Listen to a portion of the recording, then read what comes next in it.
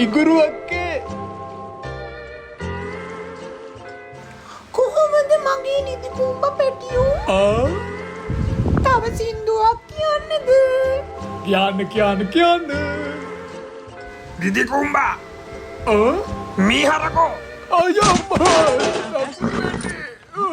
මොකද මේ මෙච්චර කට්ටිය එකතු කරගෙන මං හිතන්නේ සංගීතයක්වත් බලන්න යනවා වෙන්න ඇතිනේ. මොකද්ද ඒ සංගීත කතාව? නෑ මේ මාත් බැලුවේ යුද්ධ කරන එකෙන් අයින් වෙලා බෑන්ඩ් එකක් පටන් ගත්තා නම් හරි කියලා. යුද්ධෙත් නැති හිත සෙට් එකත් එක්කම ගියා සංගීතයක් බලන්න. ඒත් ඇඟේ නගින අක්කා ආවේ නෑනේ සින්දු කියන්නේ. ඇඟේ නගින අක්කා මොකෙක් ගැනද ඔය කියවන්නේ? ඉගුරු බිස්කට් අක්කානේ. දන්නේ නැද්ද? හෙන කාලෙකින් ඇවිල්ලා තියෙන්නේ. එයා වඩාගෙන සින්දු කියන්නත් දෙනවා. අක්කල නම් වඩා ගන්න 1000ක් ඉන්නවා අපි තමයි වේලෙන්නේ. ඉඳලා හිටලා හරි අපිව වඩා ගත්තොත් ඇවිද ගන්නවත් මන නැහැ කුටි කාලේ. කොහෙද යන්නේ දැන් මම නවතිනවා. ඇයි මොකද මේ? ඔයත් ඒ අක්කට වැරදීම කියාගෙන ඉන්න බා හොඳේ.